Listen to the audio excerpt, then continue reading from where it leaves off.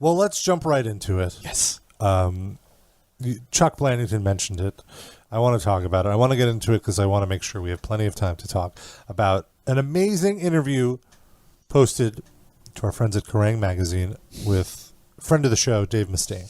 Hello.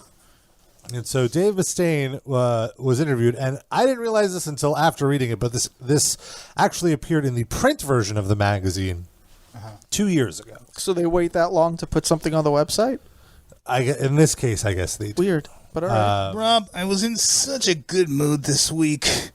I was listening to that very empowering Lizzo song. I toss my hair back, check my nails. Dave, how you doing? I feel good as hell. He's definitely 100% that bitch. And now you're going to hit me with this negativity. We're just hitting you with quotes of yours, David. Dave. Why do you have to do shit like that? It's so devious. Well, it's not fair to tell me things that I said publicly. It's dirty pool. You're only allowed to quote lyrics at him, not statements. Sweating bullets, something like that. Yeah, that's allowed. Well, so I want to give huge credit to Amit Sharma, the interviewer here, who clearly did her homework and was wonderful with the follow-ups. And right from the beginning, this interview is hot fire. Sweet. So she kicks it off by asking, how misunderstood do you feel all these years down the line? Which, to a narcissist like Dave Mustaine, is such a great leading question. Because we've covered Dave Mustaine for the entirety of our show, I feel like since the beginning, we've talked about and Dave Mustaine has had a huge character arc, I feel, with our show in the last 10 years, because early on was when he was really going off the rails and going on Alex Jones and doing all the stuff, which she actually asks him about in this interview. We'll get to it in a minute, which is amazing. And then he had a shift in management and they kind of told him, I assume that they told him to stop talking about politics. Like, it's not helping your cause. No one wants to hear what you have to say. And is it management or publicist? It was probably a new publicist. No, I think it's the man. He's not going to listen to a publicist. He could fire he could fire his management as well, but I feel like he would. But does management tell them stuff like that, or they just tell them what gigs to take? No, that would be the booking agent who deals with the gigs. The management would accept the tours, I guess. But no, everything goes back to the management. The management is like the babysitter, kind of in loose terms, I feel. But I also, before you go on, sorry, I want to say that he walks back the stuff he said, but in the most disingenuous way possible. Absolutely. Like, he doesn't say, like, to me, in my mind, if I said something wrong, walking it back would be like, wow, that was kind of dumb, or here's what I was thinking when I said that. Well, it reminds me of a few years ago when, if you remember, I had a tweet exchange with Dave Mustaine, which was wild, where he denied ever saying that African women should put a plug in it. He just doesn't admit that he said it. And then it was like, here is a transcript of an interview, and he said that his response to the screenshot of a transcript was, I never said that. They wrote that, like, that is a lie. Deny. He denied this, like, I think it was like the Houston Chronicle or something, like a actual publication. Right. Like, what incentive is there for a Houston Chronicle guy to make up, Dave Mustaine said African women should have plugs in their vagina? I guess the argument from Dave could be, if I'm putting myself in his position, in his leather skin boots, they're not lying, just they mistranscribed. Gotcha. So it was autocorrect? It's not intentional. Like, did he say shrug? They were supposed to shrug up their vaginas and autocorrected to plug? So that's what it's like. He meant drug. Oh, okay. I hate the pill. I hate it when I speak verbally and things get autocorrected. Maybe he meant that, like, I thought I was saying it off the record, and that shouldn't count. Oh, that I'd believe. If he had said that, I would say that is not what he was saying. That is not what he was saying. Well, since we're talking about this, let's jump to the Obama quote first. And then we'll go back, because there's so much great Metallica stuff, too. Is this the part where he said that Michelle Obama stole his man? Because we have a recording of him singing it. And regardless, he still denies it, even though we have this recording. It's unbelievable. Can we get that recording, please? Obama is a whore. Says Obama is a prostitute. Obama is a whore. I am a dick sucker. I am a dick sucker. My coochie, my coochie. I love that retro guitar tone that he has. Yeah, on that that's track. not his usual. No, I'm not an expert. It doesn't sound like his usual Megadeth tone there. No, he must have used a new pedal. It's like Risk. He's just doing things that are slightly different. It's definitely a risk. I mean, you can't put out Countdown Extinction over and over. You know? If only he had. Yeah. Obama's cock. Michelle Obama, you stole my mud. Isn't Nick Menza on drums on that one? Yes, It's his mom on drums. Yes, his mom. That's his mom. This is why she couldn't make good lasagna. She was using the pots and pans to play drums. So That makes sense. in the interview, Kerrang asks, "You courted controversy in August 2012 after making comments on stage in Singapore about then President Barack Obama staging murders and turning your country into Nazi America." Yes, that's kept- why we're a Nazi country. You've kept out of politics for the most part ever since. Do you have any regrets? What a great question. It is. So, could you read, Yes. Dave, could you verbalize what you responded at the time? In here. I have no regrets. I have no regrets. No regrets. If you weren't there, you don't know what happened. We were in Asia. So that explains it. You're in Asia. That's why you suddenly say Alex Jones conspiracy theories about Obama. Well, Good. should we first say what he said? Sure, yeah. Back then, Might be good. just to give it some context. So it was This was 2012. He was in Singapore, and here's the quote. By the way, this is him on stage. Yeah, At a- not This is him on stage banter. Not like at a restaurant. just bantering, to a and waiter. there was video of this. It's been taken down. You didn't save it, Rob? I didn't save it, but there was video of this. So he goes. Take it down by a good Samaritan. So this is the transcription. Back in my country, my president, and then it writes, makes puking sign with finger in his mouth. Could I just cut in for one quick second? When this came out, we already were doing the show, so we had the audio and played it on the show. Probably. Oh, right? absolutely. So the audio still lives in whatever that episode was. Oh, Did 100%. we definitely play the audio? Because I don't remember. I feel like we must. We have. absolutely We have. must have. Yeah, like this. Yes, 100 times probably. Yeah, I this just is know 2012. No, We I'm saying absolutely covered I'm this. saying I knew we would have if it was available, but was it up then, or was Yeah. it taken down before? No, it that? was. Okay. Yeah. I don't remember. So someone can dig it up. Yeah. Yeah, look at it. It's August of 2012. One of our live casters, please. So he goes, back in my country, my president, and then he makes a puking sign with his finger in his mouth. He's trying to pass a gun ban. Not true. And it's funny. trying. It's funny to look back now. There was no gun ban. Right. What ban? Nothing. There was no really even attempt to pass a gun ban. The NRA found out that he sort of had a half-cocked idea about it, and they killed him. Whoa, you can't say before- half-cocked Oops. to No.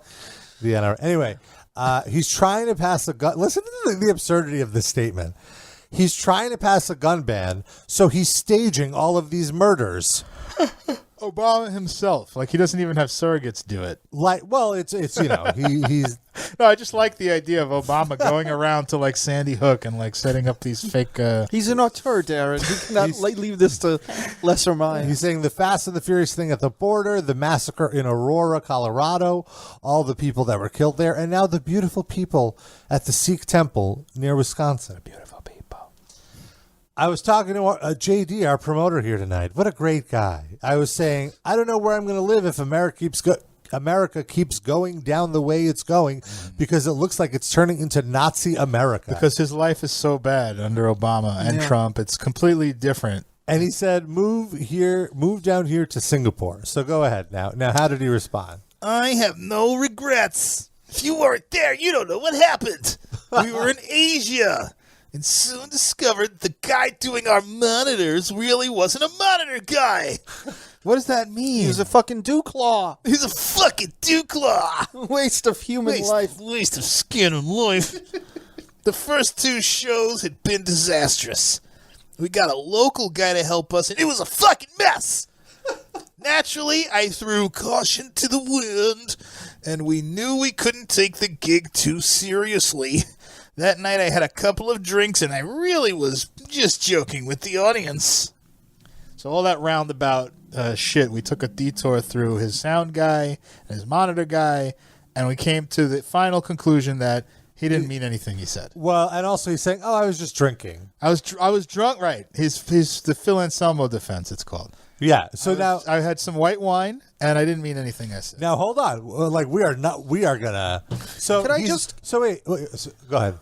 So he was in Singapore when he said all this stuff about like they're taking gun rights away. I want to Yes. move. Are we aware that Singapore has way more restrictive gun rights than anything Obama ever dreamt of imposing? Oh, I here? didn't know this. No, I just I looked was it up. not aware of this. It is possible to be a gun owner in Singapore. However, the gun must be used for sport, including hunting. You must belong to a gun club, which is the place that keeps the gun. And you have to fulfill a very strict criteria, including being above 18 years of age, no criminal record, and be a member of society in good standing. The application process is onerous, and that applies to renewal of the license as well. There is no context where a gun may be used for self-defense unless it is discharged by a member of police or armed forces in the line of duty. And even that, the shooter will be investigated. Yeah. It's not that difficult to get the gun, it seems. Just do some paperwork. You can Be only in good standing. But yeah, Dave, definitely move to Singapore because how bad it is here. use the gun for caning somebody. You cannot actually Only fire pistol it. whipping. Yes. Okay. So then he ends it with, "I was really just joking with the audience." So what is the appropriate follow up? Which this wonderful reporter asked. What was the joke then exactly? Well, I'll tell you. What I said was how much I wanted to live in Singapore because it's beautiful. The streets are immaculate. See, that wasn't even in the original criticism. What does the beauty of the city have to do with anything? There's no beautiful Right, cities in and that's America? not what she's not criticizing him complimenting Singapore. She's criticizing him saying that that Obama staged the Aurora shooting. He goes on a whole detour here. The streets are immaculate. There's no graffiti and hardly any crime at all. It really is a remarkable Asian paradise. I was drinking and started talking about the shootings in America. All I said was, next time it happens, well, I come out and live there in Singapore. No, you didn't just say that. That's not. You said the president of the United States is staging child school shootings. Yes. So then, he addresses that. Whatever else came out along with that was to soften the blow to the audience. What? You know, whenever I want to soften the blow, I roll out an Alex Jones-style conspiracy that the president of the United States is murdering people. When I say stuff that I mean, I stick by it, and nobody can shake me from it. When I'm joking around and laughing, people need to be smart enough to know it's not meant seriously. All right. Well, let's take a pause. Darren, I just sent you a link, and I give full credit to Blabbermouth here. So they posted about this. I did not post about the story on the main site just because I just don't want to deal with it. I can't deal with Mustaine fatigue. Yeah, and just like the political... You know, like I don't want the argument. Yeah, I don't want the trolls. I don't need it. But it's great to talk about it here because this is a one-way medium. Only we're talking here. There's no trolls. What's the call-in number? 213 wide nut if there is a troll. Yes. We'll welcome a troll or two. Yes. To rebut this. 213 wide nut. That's 213-943-3688. So, in the Blabbermouth article covering this quote and covering it, I give Blabbermouth so much credit because he not only put the original quote, but then immediately under it, a week after the Singapore concert, Mustaine spoke with conspiracy theorist Alex Jones about the controversial comments he made, claiming he was merely repeating the theories that Larry Pratt, a pro-gun activist who runs the organization Gun Owners of America, Or GUA. And so, Darren, do you want to read the quote that he said? Yes. To clarify things, no one can deny there were criminal rogues in the administration. CBS News got the memos. Congress has the information. Basically, Larry Pratt, the head of Gun Owners of America, or GUA, who is a highly respected person, by me, Yeah. said that if they would stage Fast and Furious, well, they'd be capable of staging everything. And it was all done to blame the Second Amendment. We'd be fools not to look at this. Our U.S. Border Patrol agents were killed. And like I said, I was just quoting Larry Pratt. That's it, bottom line. Don't blame me. Don't blame me for spreading ridiculous... Wait, but like he keeps going. He keeps going, and he just talks himself into a hole. I just want. Does the interviewer at any point ask him if he remembers what Fast and the Furious was? No. Because there's no chance he remembers what that controversy was at all. He doesn't remember the movie Fast and the Furious. think Vin Diesel and The Rock, something like that. He continued. Yeah. In the heat of the moment, when you're on stage and you're talking, sometimes you're not as eloquent as you'd like to be. Like I said, I was just quoting what Larry said. We really need to investigate this, and we need to have the Attorney General release the documents and find out who's responsible for this. People died. When the democratic process says, let's investigate this, let's find out what's going on here. So, but there's more. I gotta break in though and say either you're joking or you're not. Yeah. Like he's now saying, I didn't eloquently say what I was trying to say, Well- but I was quoting a gun activist. Well, that was Very his excuse a respected. week after. Yeah. This is his excuse 5 years later. 5 years later, it turned to I was just joking. But he's clearly not joking. That's the point I'm trying to make here. Yeah. Yes. No. In absolutely no You way was he remember? joking. You remember? What was it? 15 years ago, give or take, or maybe more than that. Actually, yeah, more than that. But when the Dixie Chicks Yes. basically had their entire career revoked for saying something less inflammatory about George W. Bush. Yep. Yes. On foreign soil, they were like in France, I think, when they made the comments. Stay in Dave France. Mustaine, no consequences whatsoever for what he said. No, because he's doing saying fine. something that promotes like the establishment side of things. Mm. Like the Dixie Chicks and you're criticizing a war, that's Yeah. when you get shit canned. Yeah. Let's see. I love our country. And that's why you want to move to fucking Singapore, you dipshit? And my whole thing with this is that I think we should just look into it. Oh, yeah, cooler heads. Yeah, let's just all take a step back and investigate this turd nugget that came out of Alex Jones' diseased rot brain. I just think that we deserve to know the truth. That's it. I'm a patriot. Did you really say that's the... Oh, yes. I'm a patriot, he added. I've always been controversial. I'm a political songwriter. And this wasn't... Hello, me! Meet the real me! And this wasn't done to hurt any of my fellow countrymen. I guess that's not Dave's fault. That's the typo. Right. I think that it's something we really, really need to look into. All right. Wait. There's So he was just joking. one little thing I want to add here. It's not quite related to that, but the next paragraph is... Earlier in 2012, Mustaine made headlines when he voiced his support for ultra-conservative Republican presidential candidate Rick Santorum. Mm-hmm. He explained at the time that the Pennsylvania politician looked Like he could be a really cool president. Kind of like a JFK kind of guy. Now, I will say this. Oh my God. Sorry, finish your line. Yeah.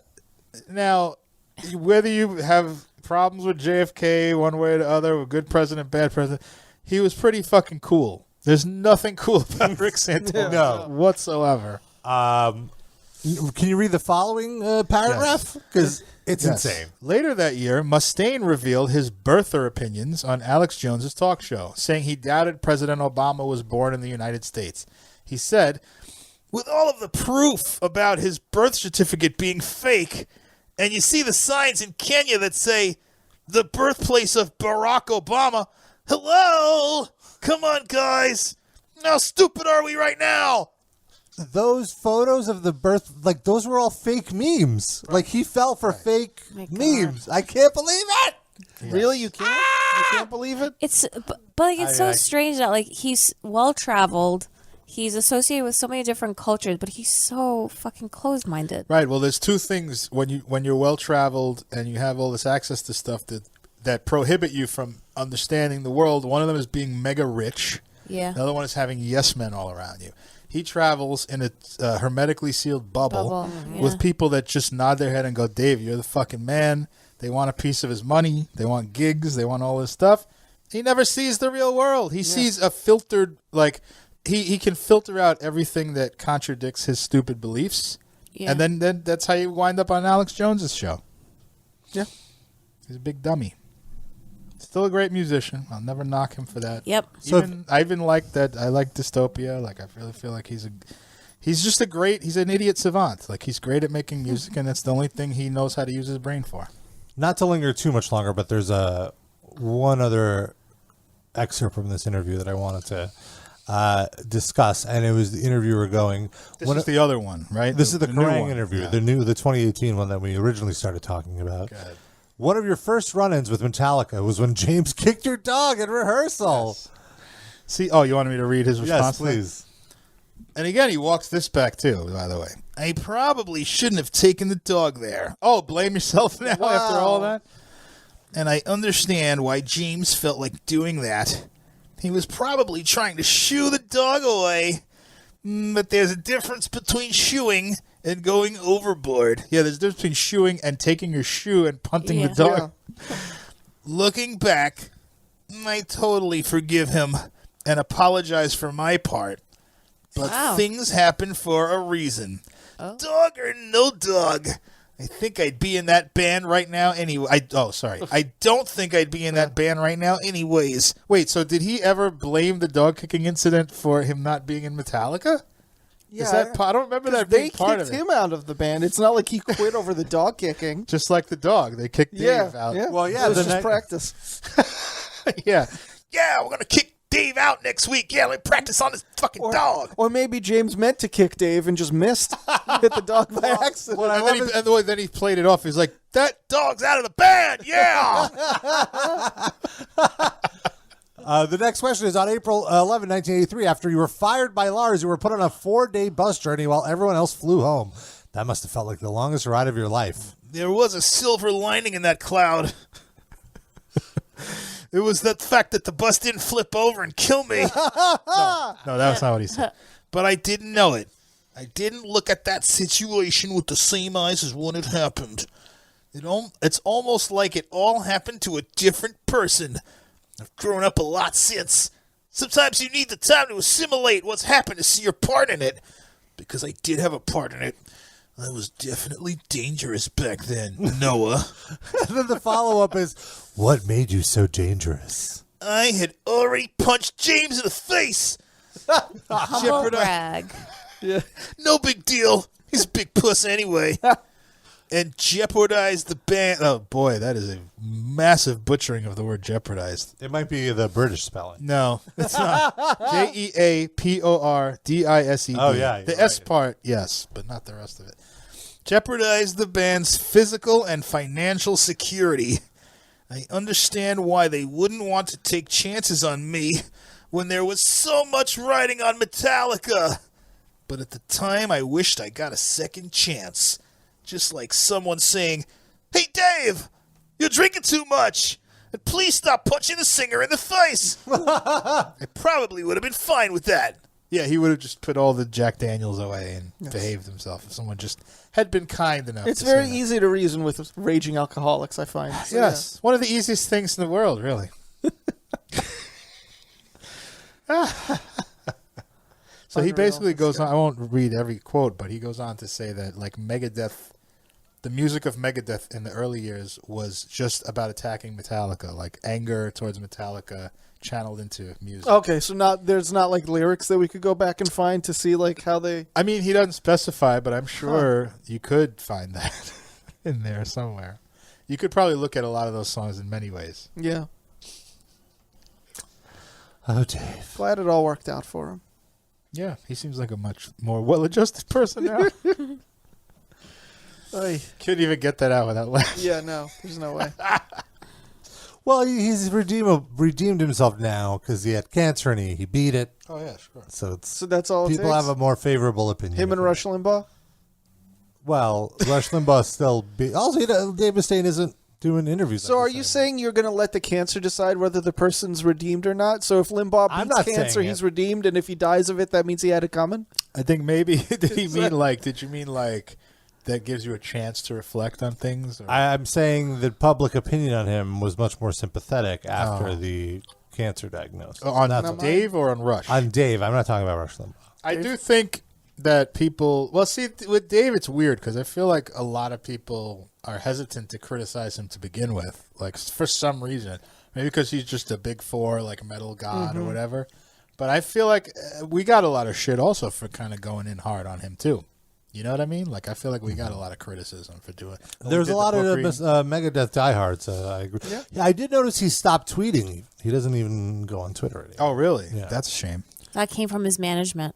I would think so. Missing all or these maybe he nuggets just of realized, like, you know what, this isn't helping me. This is Yeah. because he was such a bad Twitter user. Like he didn't understand how to use it. It was Well, so he's weird. Trump. He's just Trump, but without like. I think Trump's a little more savvy about it, but he's just but no filter and Well, like Trump would diarrhea never, comes out of his Trump keyboard. would never like quote tweet a hater Yeah, that's true. and like say something to them and then like get all of his followers to like, you know, brigade against this kid with like 15 followers. Like, why are you bothering with this That is kid in India, this weirdo in India or whatever?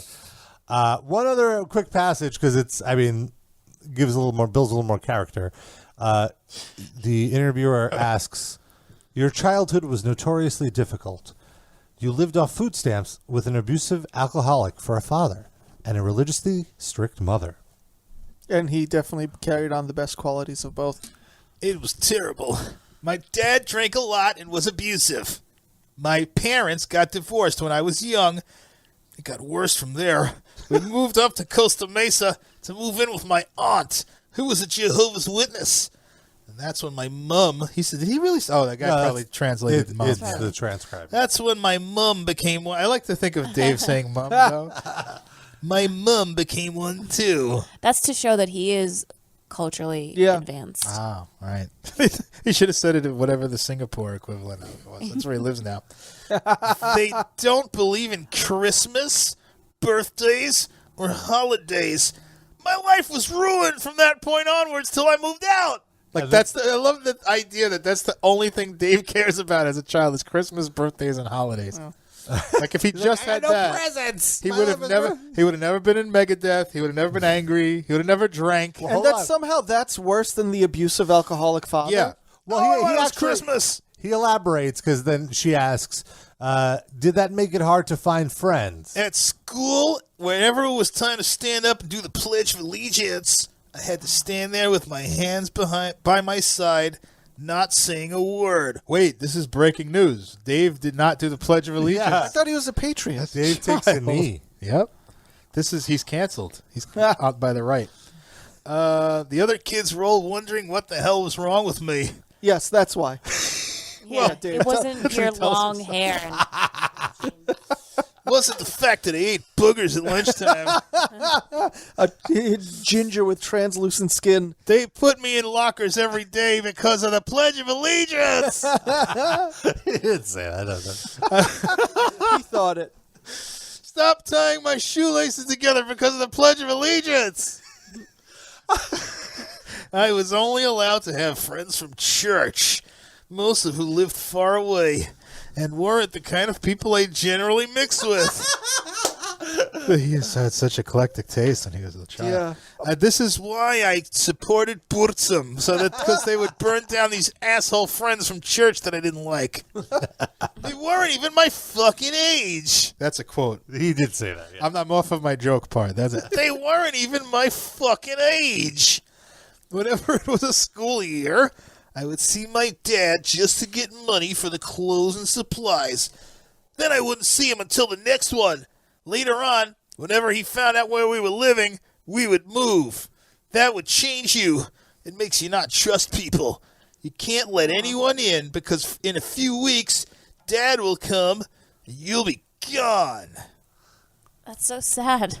And also, Dad didn't like me because I didn't say the Pledge of Allegiance. He was the real patriot. Yeah.